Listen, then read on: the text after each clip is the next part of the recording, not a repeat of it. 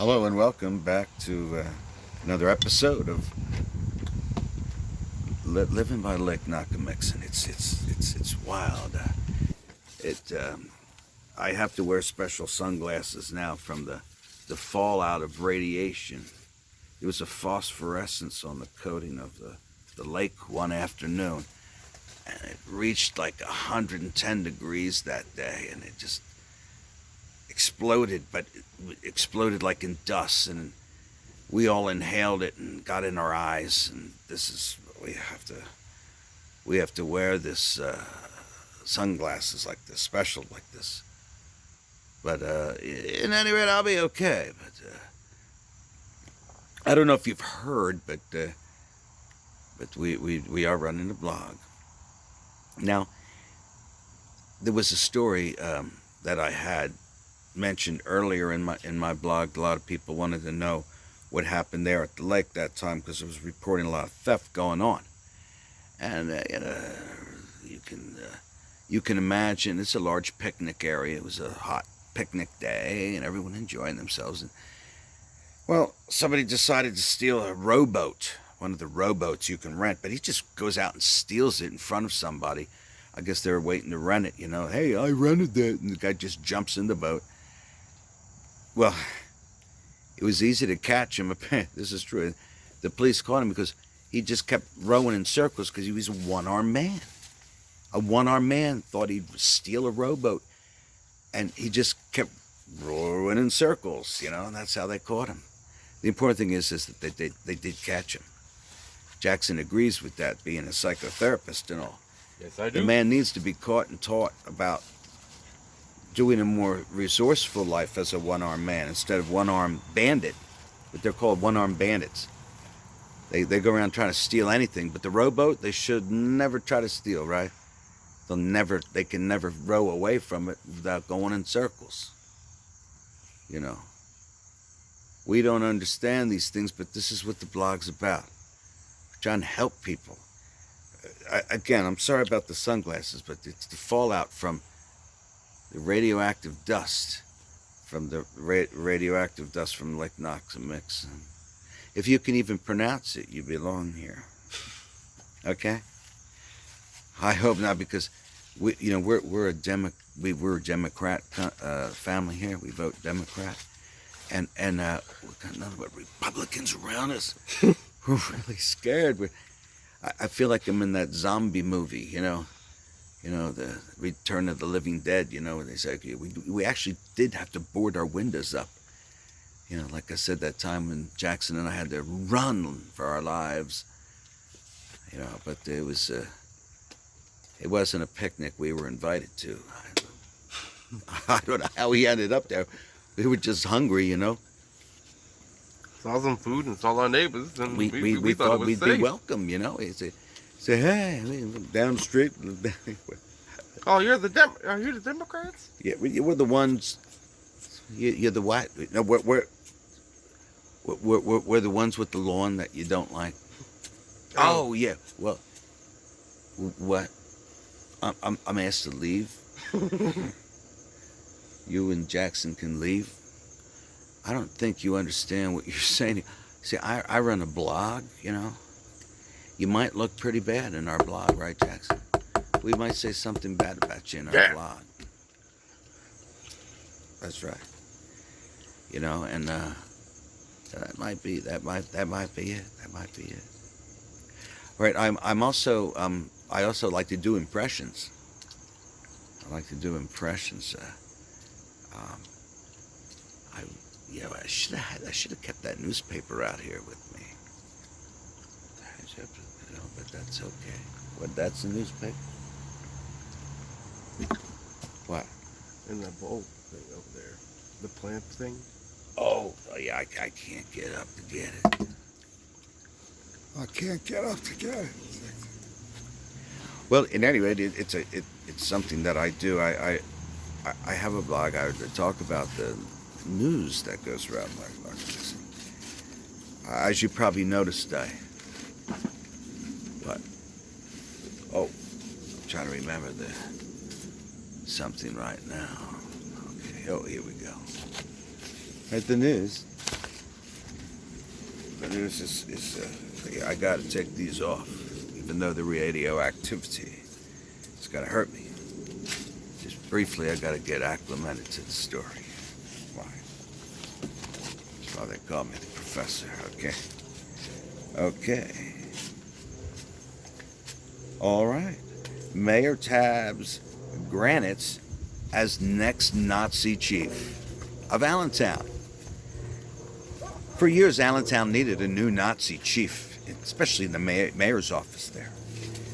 Okay, let's see. As Allentown community organizers and other residents over a violent summer criticized police leadership for failing to engage the city's most troubled neighborhoods, they routinely held up police captain Glenn E. Grants Jr., stole his lunch money every day, made the police captain cry on many occasions after his wife would pack his lunch and refused to give him any money for the day.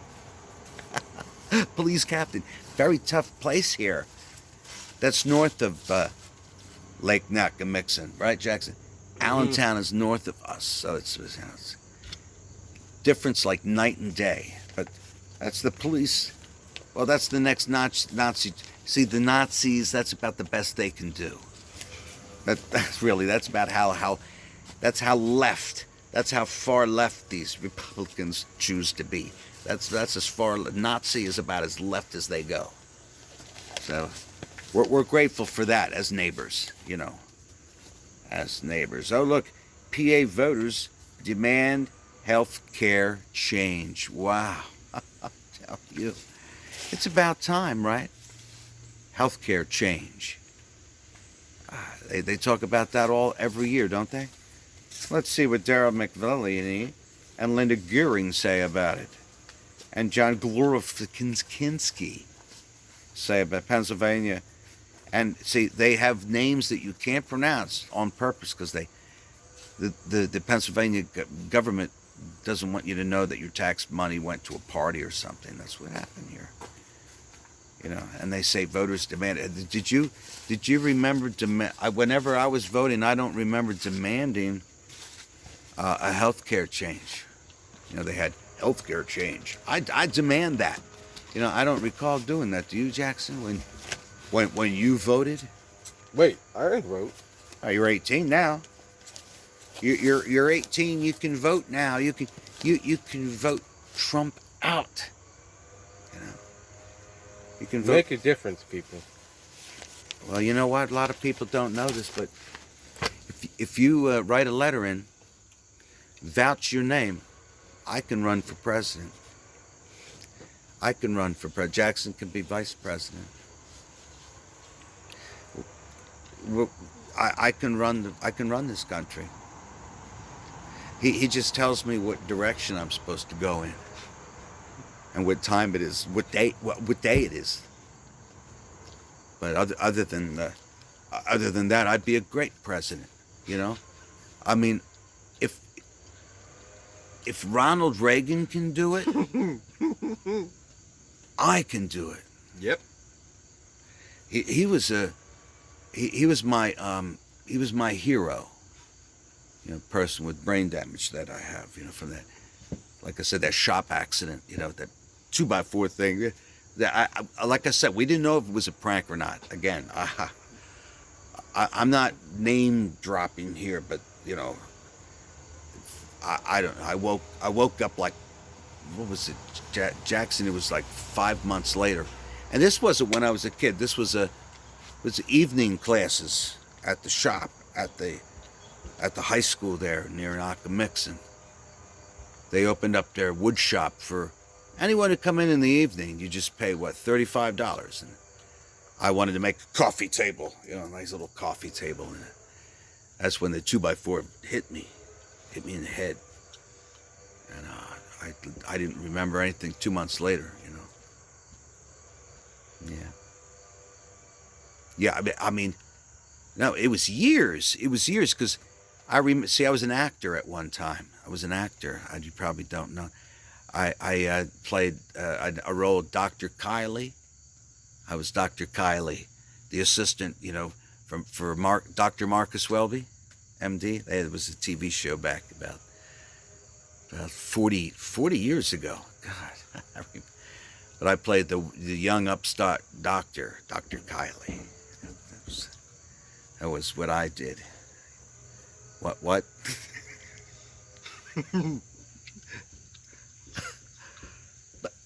but I'm Dr. Kiley, that other guy. Brolin? He stole my identity. Not my name, my career. I don't know what he did. I go all great. What does he do? He makes sure he does that too, but he keeps his eyebrows brown. Well, one thing for sure. He can't look as good as I do at 88. I'm 88 years old. You know what my secret is? No one's asking. Because I look 88, right? No, I don't. All right, okay. But a lot of it has to do with get plenty of sunshine and melanoma. It keeps you young. Keeps you youthful. In the mind, then the body follows, right? The mind will body. I'm going to have a seminar on that later. Mind and body. Your mind and your body must be unified in such a cohesion as to permeate all sorts of... Now I'm talking like Bill Cosby. Oh my God. Don't drink that. It's a habit. I'm sorry. I wonder if he does that in jail. Half man. I opened it up for you. My pudding, my chocolate pudding, Pop. Yeah, there you go. No, but I don't know.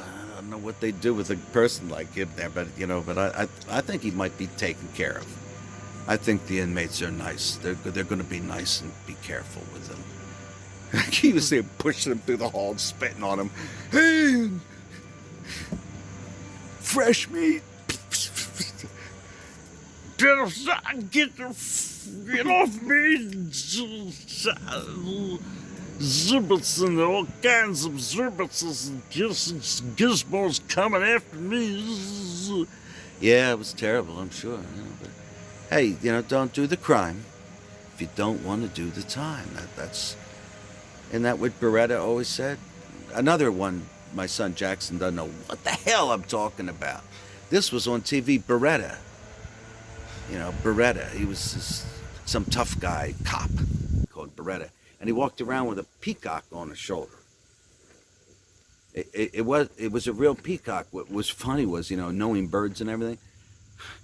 They didn't even show him in one scene. They should have showed him in the scene with peacock crap on his shoulder. They should have, because that's what they do. You don't walk around with a peacock.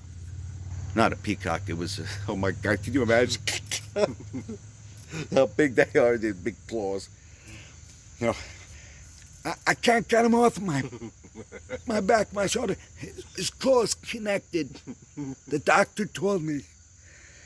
They took me to the hospital finally. They had to go a U-Haul. The ambulance was too small. See, his claw foot was stuck into my spine. And if they pulled it out, I'd be paralyzed. They had to see. They had time for me to heal. But the meantime, I have this peacock. You know how big, long legs and the claws. Well, the claws is in my back, man. I've never been so scared.